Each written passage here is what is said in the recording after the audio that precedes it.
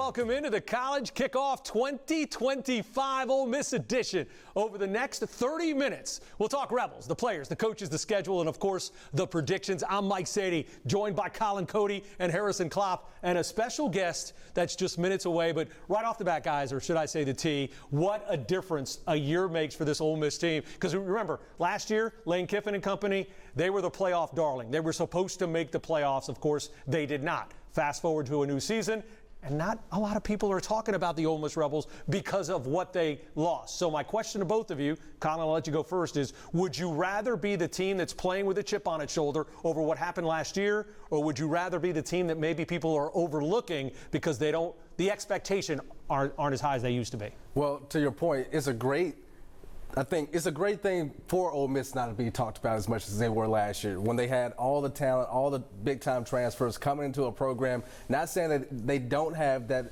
same luster when it comes to big-time names that join this team, but you know, when you're not talked about as much, sometimes it's kind of easier to be where you want to be at the end of the season. So, and Harrison, your thoughts? I think it's an interesting spot, Mike, because, yeah, they're not preseason top 10, but they're still preseason top 25. They still have the 15th, I think 14th best odds in the country to win the national championship. There's still a lot of pressure on this Ole Miss team. Maybe it's not like it was last year, but, yeah, there's still a lot of pressure. Well, the next thing is it's not even just the question on the campus down in Oxford. It's one of the biggest questions in the SEC, and that's the transition from the school's all-time leading passer, Jackson Dart, who's now throwing passes to Malik Neighbors with the Giants, to a young man that everyone has talked about for years. Colin, as an Ole Miss grad, you know that. Oh, yeah. And now it's transitioning to Austin Simmons, who has all the tools, but he's the guy that now the season relies on. So after all the talk about what Austin Simmons could be, we're going to find out what he is coming up this season. And we all know that Georgia game last year. Yeah. That's all Ole Miss fans. Look what he did. Jackson got hurt. He came in, 10 plays, 75 yards, touchdown in a game. They wound up. How much pressure is on the young man, and does he have to be Jackson Dart, or does he just have to be the best Simmons? I think he has just to be the best Simmons. Lane Kiffin doesn't want him to be Jackson Dart. He doesn't want him to be, you know, how do you replace a Jackson Dart? This is the reason why he went in the first round like he did. So with Austin, this is a kid, obviously he's been on campus for 3 years. He can download information at an instance, and I think he's going to go out there. He's going to make some early mistakes, but at the same time, he's going to learn from those mistakes, and we'll see where they are at the end of the year. I think you could be 19 or I think you could be 23. There's a lot of pressure on this Ole Miss team. Right. Because, listen, I mean, they have had 3 seasons in the last 4 years with 10 wins. I don't care if it's Jackson Dart or whoever, Austin Simmons playing quarterback. These fans in Oxford want to see a team make it a little further than they have in the past few years. Sure, he's 19 years old, but he's in a great situation. Lane Kiffin has been winning games in Oxford. He's got a great receiver room. I think there is a lot of pressure. I think if he handles the pressure well. But speaking about pressure, you know, a lot of times you just expect a guy who's been waiting this long. He's going to hit every throw. He's not going to make any mistakes. But Lane Kiffin pointed out that this still is a first-time college starter in the SEC, but he wants mistakes to be made now in fall camp, which is exactly what Austin Simmons has done. He's made some mistakes, but the coach likes the way his new quarterback has responded. Yeah, I made some critical errors and rebounded and played well later on. So that was, I look in the big picture, that's good for it to happen because he really hadn't had many critical errors the entire camp. And so sometimes, you know, it's a lot better to have him in the scrimmage than the game. So it's good to learn from. That was Lane Kiffin after the first scrimmage of the fall for the Rebels, where his new starting quarterback had some struggles, but again, trending up. And that's all you can ask for a guy that's taking over. Make the mistakes in early August. Don't make the mistakes when it turns August into September. But again, we told you there was a fourth guest joining us, and it's a guy who knows all about this Ole Miss team. Brad Logan has covered Ole Miss for a long time. Logan Media Sports in Oxford. He joins us now from Oxford. And Brad, I just want to get your take on what you've seen from Austin Simmons in this fall camp as we lead up to this season kickoff. Yeah, thanks for having me on. And I think you look at what Austin Simmons has done this preseason camp, and kind of reiterate what Lane said in that bite. I think it's a 3-part reason. Number one, I think the Ole Miss defensive line is better than we anticipated coming into fall camp.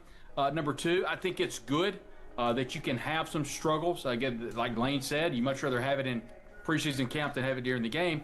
And the third part about that is I think there are question marks across that offensive front. So Ole Miss lost some key pieces last year. They've got a lot of transfer pieces on that offensive line. So they've got to mesh those things together to get ready for the season. Yeah, Brad, and one of the things that makes a good, young, new quarterback better is to have great playmakers around them. And we're talking about receivers, running backs, and this is where those new faces start popping up. We're going to talk about the receivers right now. So you got Caden Lee, obviously the guy that comes back from last year, but the rest of it, all transfers. Stribling from Oklahoma State, Harrison Wallace from Penn State. Those are the big two that jump off the page at you. Expectations for these new receivers that are going to have to make plays for a new quarterback in Austin Simmons. I think that, there's a lot of new faces, but if we know one thing about Ole Miss, that wide receiver room is always deep, and they always have a lot of weapons. And I think that actually might be the strongest room on the team on the offensive side of the football today.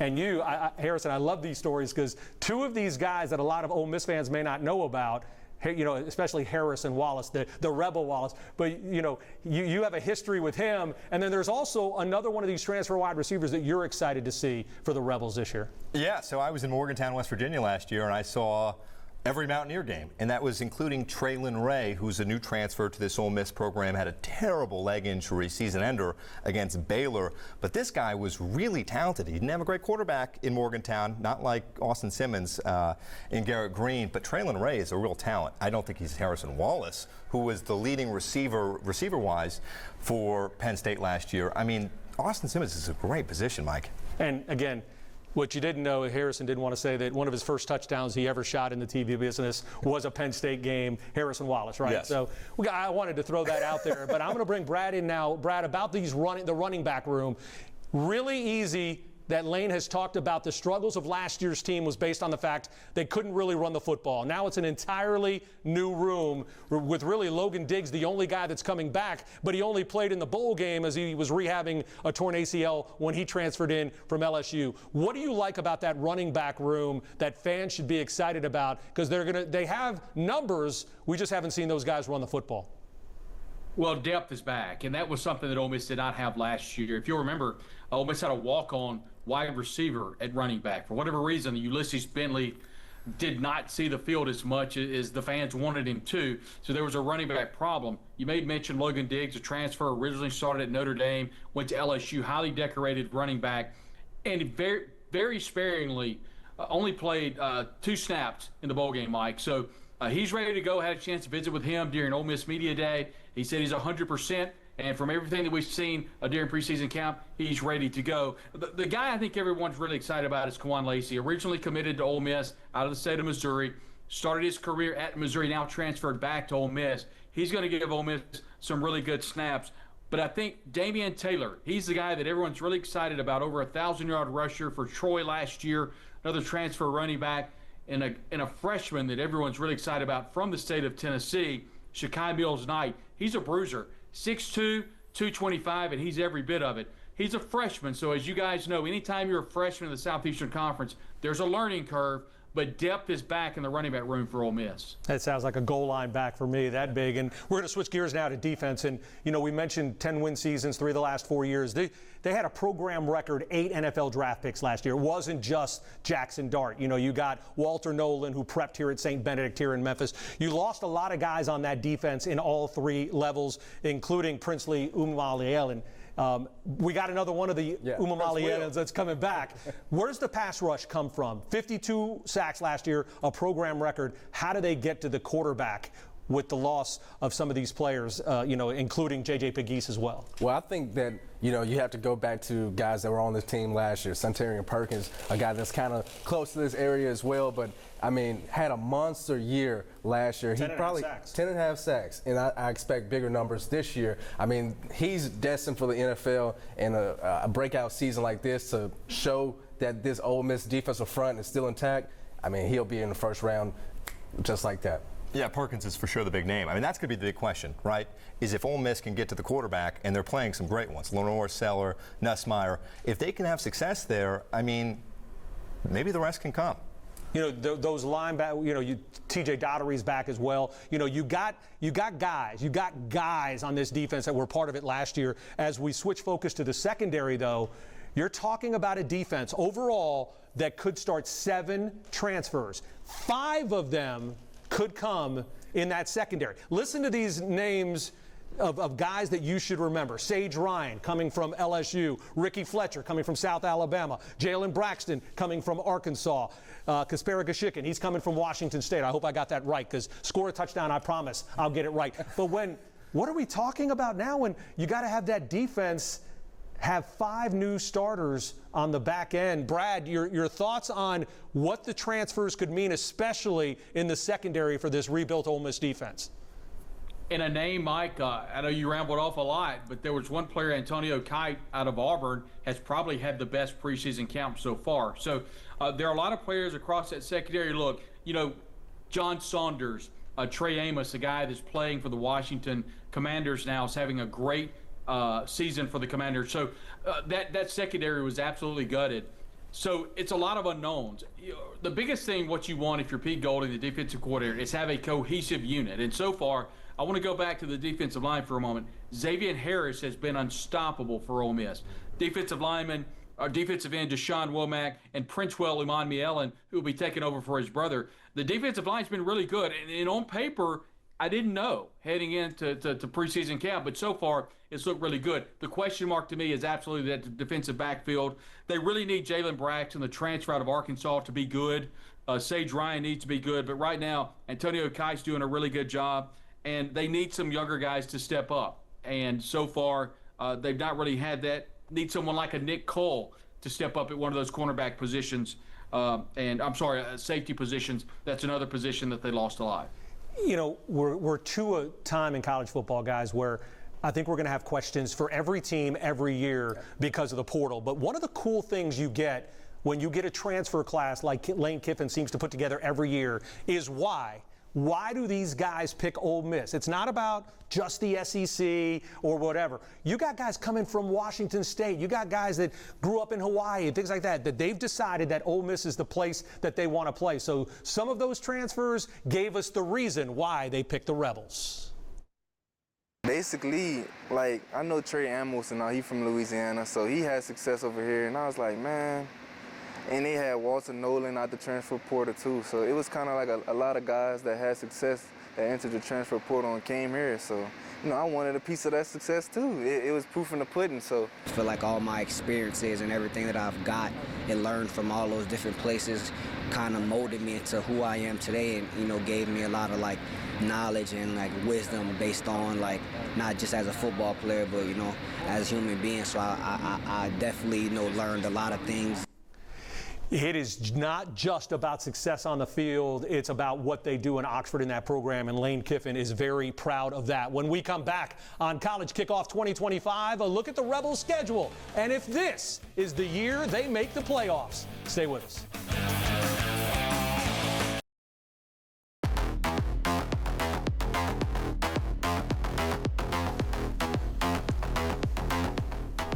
Howdy toddy, and welcome back to our College Kickoff 2025 special profiling the Ole Miss Rebels. You know I did that for you. I appreciate that. We had to get that in there. But time now to take a look at the schedule Kiffin and company will face this fall, and it starts against Georgia State in the Vaught on August 30th. That's followed by a very early kickoff to the SEC season on the road at Kentucky. Ole Miss then returns home for 4 straight through mid-October. Arkansas, Tulane, LSU, and Washington State. Then in back-to-back weeks, circle it, the Rebels tussle with Georgia and Oklahoma, both on the road. November 1st brings a visit from the Gamecocks. That's 3 straight top 25 games for Ole Miss before the Rebels round out the schedule with the Citadel, the Florida Gators, and the annual Egg Bowl game against Mississippi State, this time at Davis Wade on Black Friday. So the question I ask you guys is, when you look at that schedule, when you look at it, what's the first thing that comes to mind, Colin? To me, I think it's the middle of the schedule. I think this team, when they go to Athens, I mean, if you go back to 2 years ago, when they got ran out of that stadium in the Bulldogs, I mean, they were, number 1 in the country then. This Georgia team still It has a lot of fight, a lot of dogs on defense. So if Austin Stevens can march into Athens and walk away with a big-time win after what he did to him last year with that one famous drive, we'll see. It's still what everybody's talking about. That's what we're grading Austin Simmons on. Harrison, when you look at the schedule, what stands out? Give me the Citadel. No, totally. No. Yeah, I'm going to go South Carolina, and I'm going to go LSU. I mentioned it earlier before we went to break. Sellers, Nussmeier, 2 NFL talents at quarterback. If they can win those games with this new look defense, Mike, I mean, there's a good chance they're going to lose to Georgia.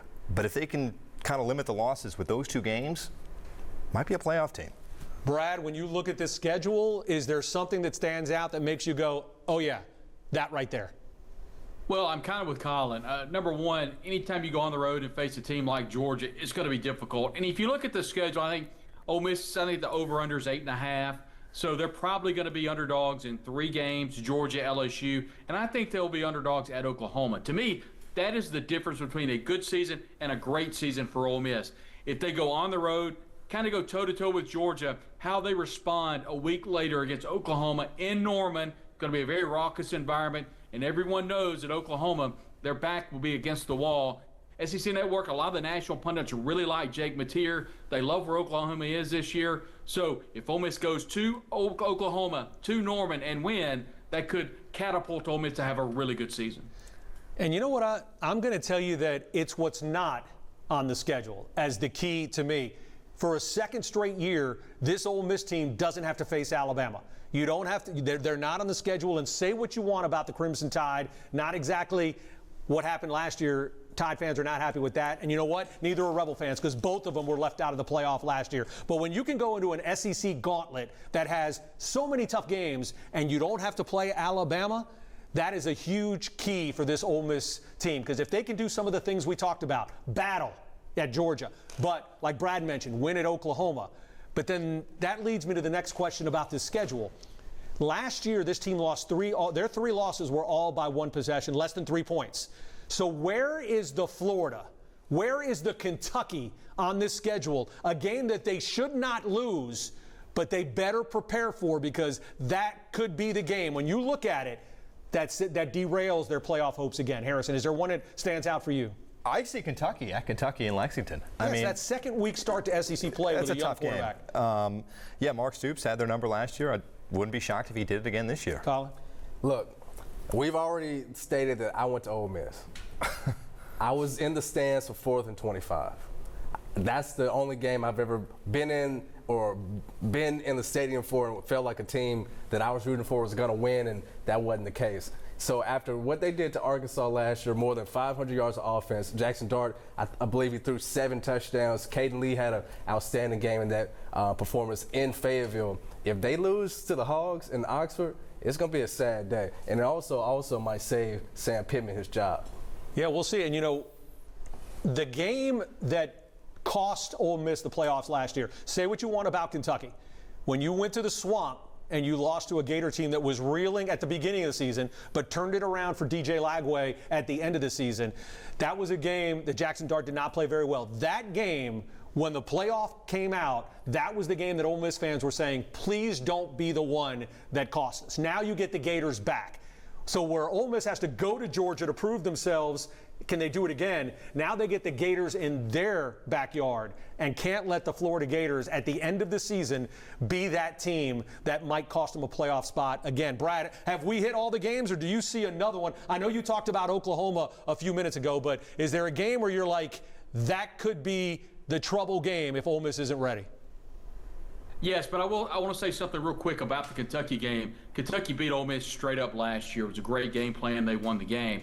Ole Miss very well may lose the game this year, but it will not be because they overlooked Kentucky. I have no doubt that Ole Miss has that game circled on the schedule. The game to me is South Carolina. You know, Ole Miss really embarrassed Beamer in South Carolina last year. A lot of pomp and circumstance for Lenore Sellers. That's definitely a game on Ole Miss's schedule I think they need to pay close attention to. But at the end of the day, the schedule comes down to a couple of games. If Ole Miss is going to have a great season, they've got to win at Oklahoma. I can't reiterate that enough.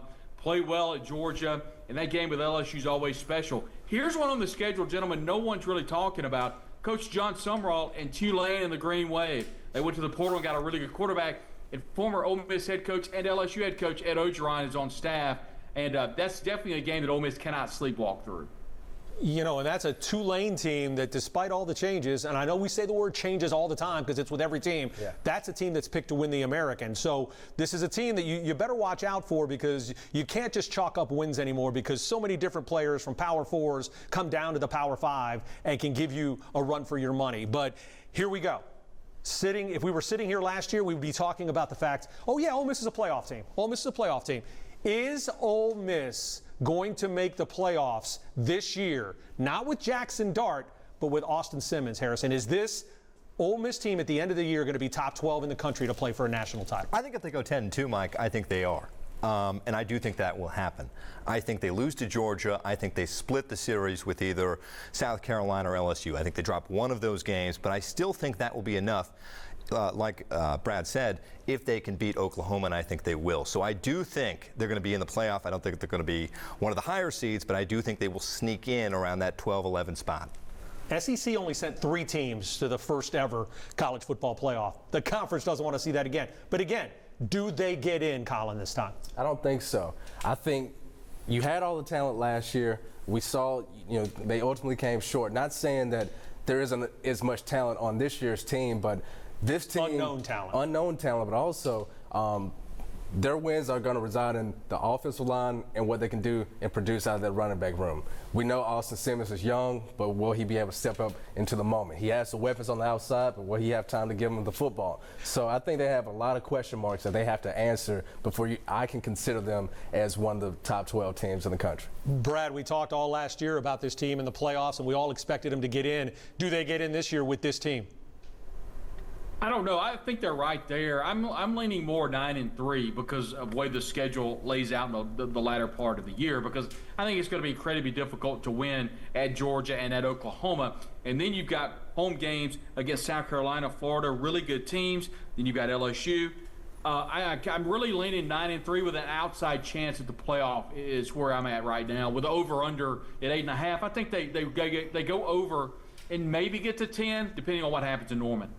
It's one of those situations, again, with me that stuns me is we only had 3 SEC teams make the college football playoff. Alabama and Ole Miss were right there. South Carolina was right there. Costly losses. Stay away from the costly loss.